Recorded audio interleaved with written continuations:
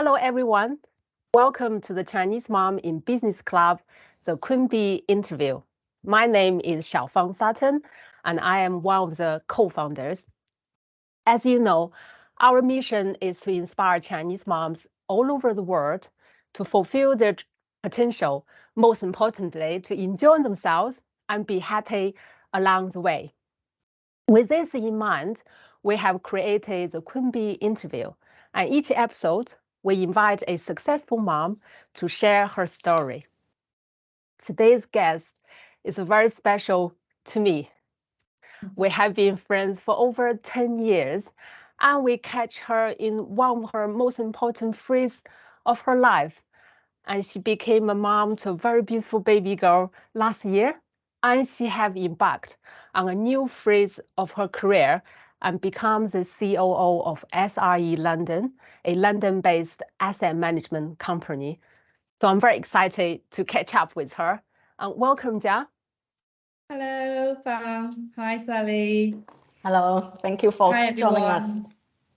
It's my honor, and I have heard about the Moms Club a lot from Fang, and I'm really happy. And today I'll be one of the moms, so I have a lot to learn from you in terms of the motherhood. Hopefully, I can be a little bit, useful or informative for this session. Absolutely, absolutely. In that case, Sally, let's dive into the questions. Yes, it's my first time to meet you, Jia, so I'm very honored. And I understand you working at the SRE London. What are your current role and responsibility, and how is your typical day look like? Yeah, I think my role here first is a Chief Operation Officer. So my responsibility lies in oversee the whole operation and the investment projects in London. We see that I think I have joined the company a month and a half now. I think my role has expanded quite widely. Initially, I think my role is more on the oversee the investment, operation, HR, everything, but less about the project management. But unexpected, I'm currently managing the project as well with our probably 100 million refurbishment scheme in the city, which is really a steep curve for myself because I'm not from the project management or commercial development background myself. So when you ask me my typical day look like since I joined, I would say very manic. Every day is a new thing. The typical day is starting with my newborns. I took the night shifts myself, taking care of her. So I will woke up 6 o'clock with her and wash her up, do her dress her up and feed her before I go, kiss goodbye, send you to the nursery and then run to the tree, do my makeups and just review. Also review my daily task, like three most important things I have to do the day, because it's just so many things that I need to finish every day. 9 o'clock I get into the office, start the official day. Normally start with a project meeting every day. So my meeting will run from 9 o'clock to 5 normally and throughout the day. So it's different sessions. I have a project management meeting first, and then to the design meeting, the management meeting, and the marketing meeting. So most of my task is really to oversee the key issues, key risks, and allocating resources and readjust people's priority in order for us to reach the objective that we set for the week. And then rushing home. Hopefully I can catch up with my baby girls and bath time. So I get home, but normally I'll be late. So that's a part I'm a little bit still trying to adjust. So I get home around 8 o'clock in the evening. So I still can do a little bit bedtime story for her. So sending her to bed and then catch up with work and prepare for the next day. So hopefully that's just my typical day now. Welcome to the motherhood. multitasking. You You're tell me perfect. that. I think it's really, it's being a mom and being the CEO is basically, you are intervene. You can learn from each other, isn't it? It's like being a mom, you're good at multitasking, and with CEO, you are overseeing everything. I mean, it's Overwhelmed. I have to admit, overwhelmed. Absolutely, it is. So talk about motherhood. Is there anything about motherhood that surprised you? Simple answer, Fang. Everything. No one, before I gave my baby girls birth, no one told me about the motherhood could be so challenging. I was so enjoying my pregnancy, everything goes well, and boom, the girl is there, and then there's no sleep, and the whole breastfeeding. I mean, are we allowed to talk about so private and intimate topics? Anything. Yeah. Yes. There's a name, everything is a surprise, but I think namely every mom will agree. I think the sleep, the breastfeeding can be really challenging. And the postnatal experience is something shocked me at the first 2 months. But the nice surprise is I was expecting I will enjoy the motherhood and the baby girls company a lot before I gave birth. Well, I think what surprised me is I enjoyed even more. When she's here, I just feel, wow, that's just a blessing. Now, every day I just enjoying company of hers.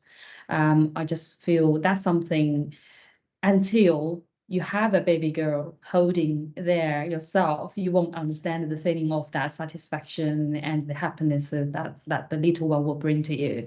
So that's a nice surprise, which that nice surprise helped me to overcome so many other surprises in life. Absolutely. I think both Sally and I are all with you. And I'm sorry, being a friend, I slightly sugar-coated the mother life. But on the other hand, certainly you didn't tell me that spare challenges. You are the person made me make that decision. I need to have a baby. Fantastic. So now we have a very beautiful baby girl called Holly. So I contribute a little bit to that. You certainly did. Yes, you're doing so well. Yes, very inspiring. So now next to business. Currently, we hear a lot of tensions between the UK and China in the media externally. And from your perspective, what do you see as the positives in the business world in 2023, especially with China's reopening? Any insights you can share with us? Certainly from the industry I'm currently in, is commercial and property side. I think a little bit background that I had previously is with my previous job, we actually advising clients on strategies working with Chinese markets, the very high level one.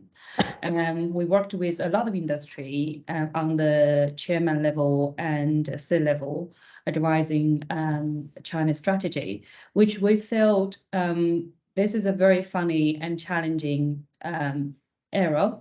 Especially the world is in a very funny places. So there's no stability. There's all uncertainty. That's not just between UK and China. That's between the whole geographic politics. I think set politics aside, that there's an economy, every country was trying to stabilize and trying to make sure there's no chaos in the coming year, although we are heard a lot of media saying about the recession and this going forward 5 year, 10 years overlook are not so well. So I think there's always a challenge in the risks that we have to look at. But there are also opportunity. So when you are talking about looking at the uncertainty, what is a certainty between China? So when China is also having its own economic issues, I think it's still forecasting good growth, especially the high net worth individuals. If you recently noticed, ever since the COVID lifting, certainly for my company, SRE Group in China, their sales has just way slide comparing to the pre-lifting period. When the real estate had a very challenging time, a lot of them experienced the credit crisis and liquidation problems. There's very little sell in the real estate. Doesn't matter if you are state-owned or the private sector. That's why a lot of the smaller or the bigger ones who are not very stringent on their cash flow management has got problems, gone liquidated in the past years. But since the COVID lifted, I think the country has made a lot of policy to encourage the growth. So that's where my current employer, SRE, which is the mother company is called the Ronghe Group, based in Guangxi. They are the top property company within that region. They made just one day sale, for example, one day they sold last week. One day they sold 143 flats. And the revenue we generated from that one day sale is equivalent to the pounds, that is around to 20 million pounds revenue. Wow. One day. Is it selling flats in London or in China? That's in China. In China, yeah. Wow. So I think amazing. That's linked with the opportunity that could bring to the UK with more. This is just one example of how the opening up the country has encouraged, the country's policy has be able to regenerating some of the growth of China. Property being one of the very important revenue stream in China, that can bring a lot of impact on other industry and other consumer side. When the consumer market goes up, the whole economic will be flying as well. So which then linked to the supply chain and all this trade relationship overseas with the UK. So I think the international trade will go up. It's just my personal view. And then the overseas investment from China is just going to be increasing in the years to come, because diversity become one of the key priority of the high net worth individual. So to diverse the risk portfolio they have, they couldn't afford to just focus on Chinese markets. They need to looking at where is the next safety net and where is the next investment destination.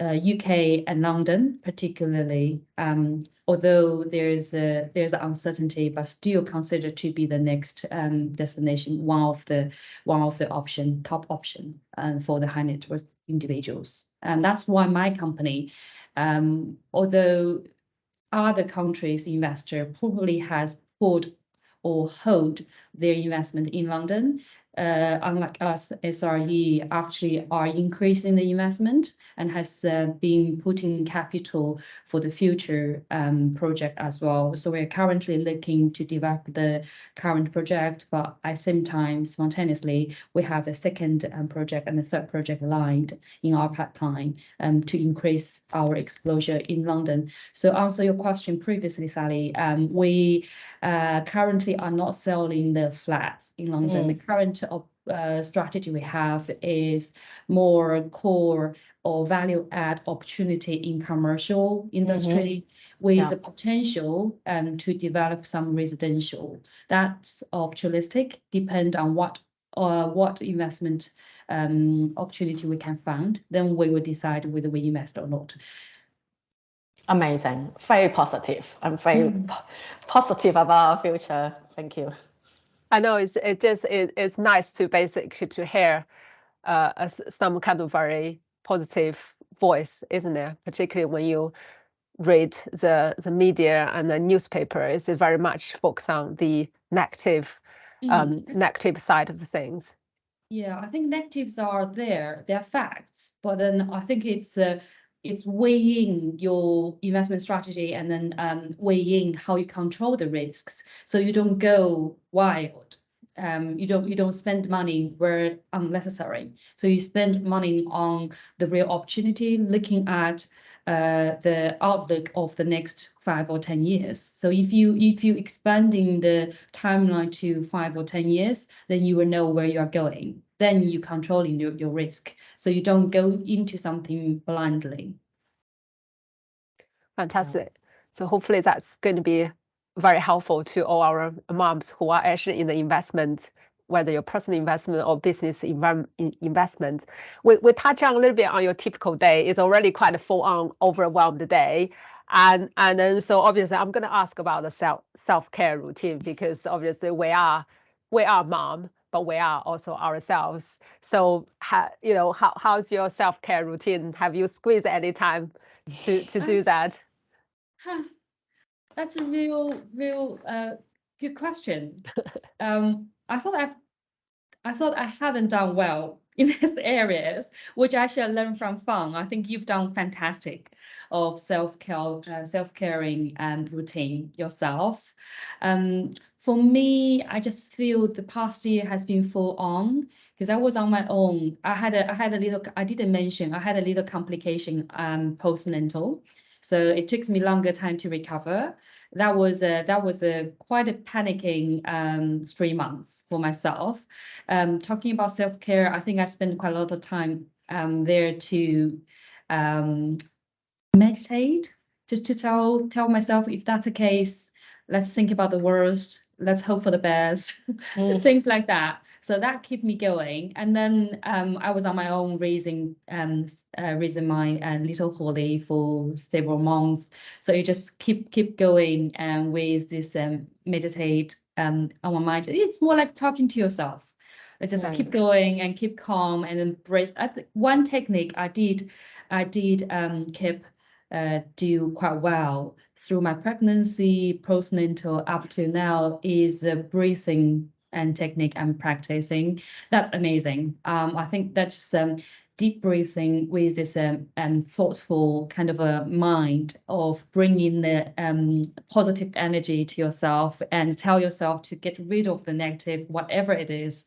Just don't think about that for 5 minutes and start over again the next day. That just brings a lot of positive to myself when I feel down or when there's a period you feel so tired, because knocking off sleep. My baby girl had asthma. She couldn't fall asleep and she had allergy to peanut butter, and myself had a postnatal complication, so there's little sleep. At that time, I just tell myself, listen to the music that I love and then try this breathe technique I used for my delivery. That's just very positive. I would encourage every mom to do that. Yeah, I think that's one of the things, which is, I think that's such a good reminder, like what Jia was doing, even just basically a deep breath, or even just a nice thought to yourself, self-care routine. It can be as big as have a spa day, which we very much would enjoy, but also is like, I think that's one of the things so important is about thought, is about how you talk to yourself, just like Jia. It's often we are really so keen, focused on we got to eat healthy food for our physical health, but we actually all spending we talk to ourselves so badly. We are kind of saying, oh, we didn't do well, and we talk about ourselves in the thoughts and have full of junk thoughts, and that's actually what feeding our brain in the junk food. I think that's basically what Jia, you were been doing that carry you through, is just a little bit, I'll be fine, and accepting the words, talking to yourself in a very gentle, positive, loving way is a very self-care and thing to do. So I'm really pleased. Yeah, that one technique, I will share a story of my journey of how I learned about that breath technique and the thoughts and dictate your behaviors and your attitude, how you see things from different angle. Because I think every mom here probably know about oxytocin, this kind of a love hormones. Yeah. And I learned from one of the American blogger who is I think she's a nurse, and she do all the kind of giving birth techniques. I see. She taught me how the brain works. When there's a happiness, there's a pain. So which one do you focus? If you focus on pain, your brain can only process one message as a predominant message to your body. So your body reacts to that. If you think it's pain, then your body will feel more aching and more suffering. If you think this is just a natural process, this pain is helping to get through. That's when she talked about breathe through the birth. So I was so terrified about the pain that I will experience during the birth. So before I go into the labor, I said to my nurse, I will need that medication. I will need, what was that called? Epidural is like a painkiller. Epidural. I think I'll have the epidural. Prepare that. I'll have for me. everything. I'm very bad at pain. Don't give me that. Although I was practicing her technique about training your brain and saying to yourself, that's just a natural thing happening to your body. The pain is helping your baby to get through your body, and trying to breathe when the pain is there. Tell yourself that's not pain. That's just something naturally happen. And then you will feel you are in control. I'll tell you how amazing that is. I used that technique. I didn't believe that would work. It worked. I didn't use any medication. I breathed through. I was all in control. 6 hours. Even when I opened up 10 centimeters, I could even still talk to my nurse. I think 10 centimeters. I think she's coming. Should I push? Should I push harder? I can have a conversation in between. So I think that just amazed me. I was about to say that I want to share that to every mom or mom-to-be about this video and about this technique. And I used that to tell myself, train your brain, focus on the positive and not focus on the negative. And then when you change the perspective, you become happier. Although I'm not saying that I can completely follow that rule. I do get annoyed and panic sometimes, but I think that do help you most of the time and to help you to get through the tough time. And hopefully that will help me to go through the unexpected when my girl is growing older. Fang just told me there's no challenging coming through, which I couldn't even picture myself in that position, but hopefully I'll get through that as well. Yeah, absolutely. So thank you very much for the advice. So let's all feed our brain, good food, like the way we're trying to look after our body. Yes, thank you. Sure. Just really last question. Do you think you are a tiger mom? What kind of mom are you? In your family? We have to ask, Jia. We have to ask this. No, it's hard, isn't it? Yeah. I tell myself, don't be a tiger mom. I think I won't be, but a lot of my friends saying that you will change. When there's a pressure around, because I think whether it's tiger mom or not tiger mom, I just thinking I was telling myself, trying to be a mom that doesn't impose your own value to your child and trying to understand them. That's just something I tell myself I should be following. But I can't tell you who I will be in the years to come. But that's just my principle saying that. I say, don't put pressure on myself and don't put all the attention to her as well. And don't impose my own value to her, saying that that's the right thing, that's the route you should go, and you should always aim high. I hope I won't do that to my child. Well, you have the good intention. That's always the good starting point, isn't it? So have the good intention, and then let's catch up, and then obviously, we're so excited to watch Holly grow up. And are you too tiger mom, Sally and Fang yourself? Sally, how about you? I'm a very relaxed mom. For me, it's more about happy mom, happy children. If I'm happy, my children will be happy.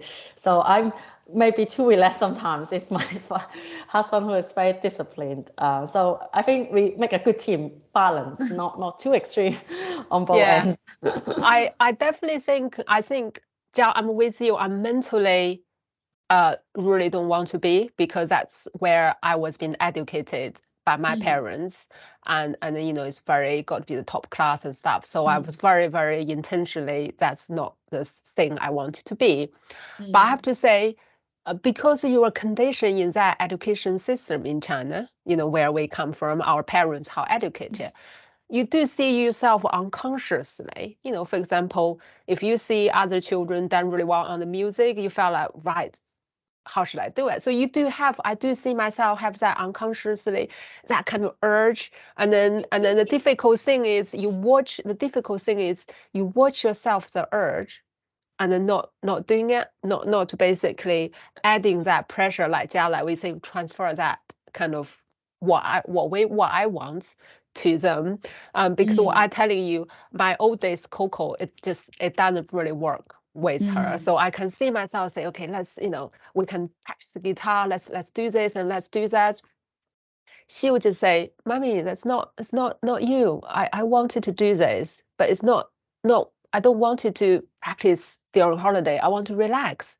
So I think it's very, that's just give me a click finger and say, oh, hang on, it's not your life. So I have to say I have tendencies, and then that's okay. I think we are the product where we came from, and then we're trying to create who we want to be through the journey of motherhood. So I think that's exactly, I think, is what the reason Sally and I co-founded the Chinese Mom in Business Club is we wanted, all of us are perfect at this moment. We as women, particularly as Chinese women, we can be very self-criticism about ourselves.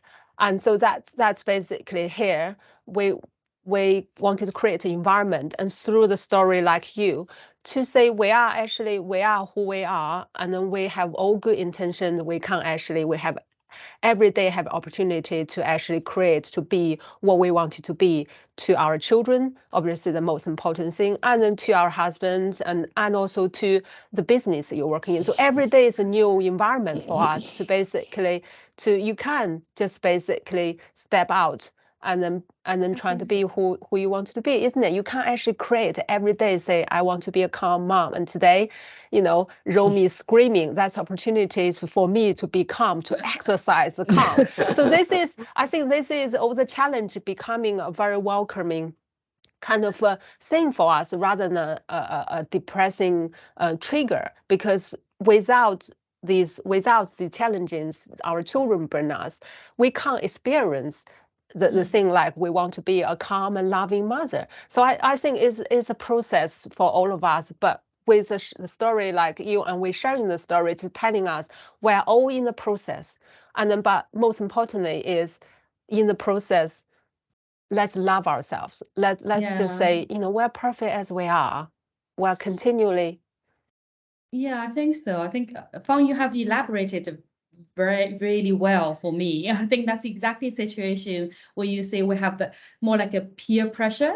So for me, I had my daughter very late, in my late 30s, 40-ish. And so my dear friends, Fang, or other friends, their kids already in the middle school or nurseries.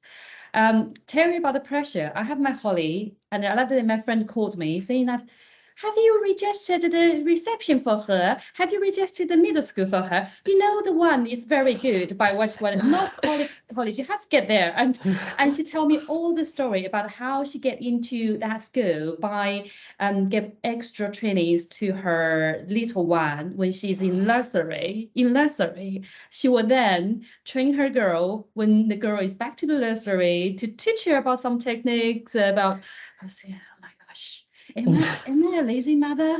I said, I certainly hasn't yet thought about that. No, it's just first time mom. I think you just need to enjoy it. Yeah. So that's why I had a little less pressure. And then I told myself, okay, every family is different. I'm different. If I can do that, I'll do that. If I didn't really plan to do that, let's just be relaxed. And also, I think when my friends told me this story, it's not intentionally wanting to make me nervous. She just wants to share some tips to me. So I said, okay, that means I need to maybe put that on my to-do list to search for the school and maybe make a timeline at my own pace, not saying that I have to do it. So it's just trying to receive all the messages and then digest, and then maybe finding the way that you feel comfortable, then you follow that step. And once you have heard about those, and make that to yourself. And then just keep with your own plan. Don't compare yourself and your children to others is a key for not to get so upset, nervous, anxious. It's just, okay, that's my pace. We're just enjoying it. Don't thinking about where might go get into the Oxford, where might go get into the Absolutely, it's a typical symptom of a Chinese mom. So I think this is perfect and bring into the ending of this episode. And then thank you very much, Jia, for your time. But absolutely, I think just to reflect on what Jia just says, not just don't compare our kids with our kids. You know, that's basically the root cause of the stress for us, and most importantly, obviously for them. And they will be fine, whatever they are. You know, with mom like us, they will be fine. Without us, they will be fine. Nothing for us to worry about it. But I think one thing really to take out from that to us, Sally, I don't know you, but to me and to all the moms who are actually watching or listening is, don't compare yourself to other people or other moms. We are really just in a different stage. Even you feel like how similar background we are, but the way we're processing information, the way we focus on, the way our journey, we're all really, really different. I think that's really the root cause of all suffering, is to start to allow your mind and go into compare yourself with other people, because you never know what the other person went through behind the door. So that's really the first thing. As positive thoughts, we to ourselves, we don't really know. You know, the good pictures, the bad pictures, we don't know. But only thing we know is we can actually be disciplined and to help ourselves to fit the right thought to ourselves and to be the positive influence and to our children. That's the most important thing, and also to the peer, to other moms, that's what we're trying to do. So thank you very much for your time, Jia, and Sally, thank you very much for co-hosting it. As always, yes. I enjoyed it very, very much. And then until next time, everyone, thank you. Thank you. Thanks a lot, Jia. Take care, Sally. Drink more water.